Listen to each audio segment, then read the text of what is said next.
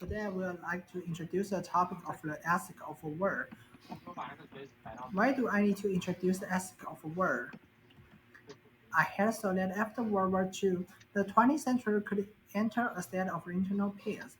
However, the sudden outbreak of the Russia-Ukrainian war has caused global panic, resulting in numerous casualties and tragedies. Due to this incident, it has led me to reflect on the ethical issue brought about by war. Whenever I see a harm caused by war in the news, resulting in countless innocent civilian deaths, I feel deeply saddened. I often contemplate whether the occurrence of a war itself violates the fundamental moral and ethical boundary of humanity. Therefore, I introduce this topic to discuss the ethical of norm of war. The topic involves distinction, necessity, and proportionality, law for orders, protection of the human rights, treatment of the prisoner of war, principle of self-defense, effort for peace. Distinguish between a combatant and a non-combatant exclusion principle in warfare. Engaging in indiscriminate attack during war can result in unimaginable casualties and tragedies for innocent civilians who are unrelated to the conflict. It is inhumane and cruel to kill unarmed children and the elderly in warfare. And such action are likely to face condemnation and criticism from other nations. War, while pursued to achieve specific objective, should not involve killing us with purpose. The loss of life may occur as an unfortunate consequence, but it should not be the primary end of the conflict. The principle of necessity and proportionality in a word emphasizes that all means are employed only to achieve the intended objective, and the strength of the means must be proportional to the magnitude of objective. For example, in war, if it is discriminate, attack or mass killing civilians are carried out for minimal gains, it will not be in accordance with proportionality. This principle requires a balance between the means and the ends, avoiding situations where the use of force results in disproportionate damage for the sake of the minor benefit. The principle of a lawful order for military personnel is also crucial in warfare. Even when receiving order from superior, blind obedience is unjustified. There are instances where order from higher up may be driven by irrational impulse.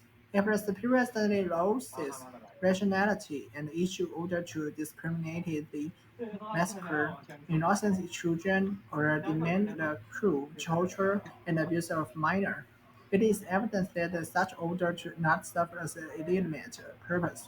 In such case, this order can be deemed illegal and unacceptable. Human rights protection is at the core of the value even in time of war, emphasizing the respect for human dignity. In the context of the war, as human rights protection refers to safeguarding individual fundamental rights and ensuring they receive fair respect and treatment during armed conflict. Whereas strongly prohibits torture of a prisoner of war and the civilian, especially forbidding any form of cruelty. In war, any execution conducted without a fair trial is considered illegal. This underscores the demand for a juster judicial process and emphasizes the need to safeguard the basic rights of the accused. A nation that treats human life as objective intent, trampling upon human dignity, may be regarded as an ethically corrupt region.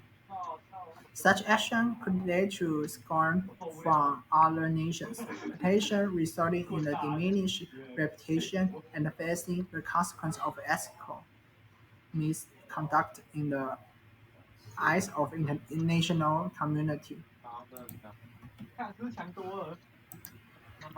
The principle of the treatment of a prisoner of war in the context of war ethics involves ethical norms for handling individuals captured by the enemy during armed conflict. In addition to respecting human rights and providing human treatment, it also requires safeguard against psychological abuse and ensuring the right to family communication. The right to family communication entails allowing the prisoner of war to maintain contact with their family.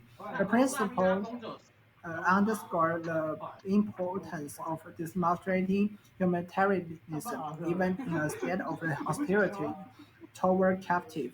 Violation of this principle may lead to international criminal liable and condemnation from the international community. The principle of self-defense in war ethics emphasizes a nation's right to defend itself when facing aggression or attack. Defensive action should be legal and just. Even in the face of a threat, self-defense action must comply with international and domestic laws. The use of self-defense should be limited and restricted to preventing or halting attack, rather than being employed or unnecessary aggression or prolonged military operation.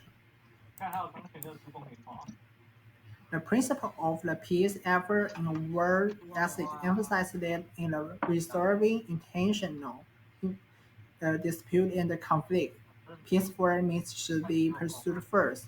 This involves seeking solutions through negotiation, diplomacy, and other non-military methods.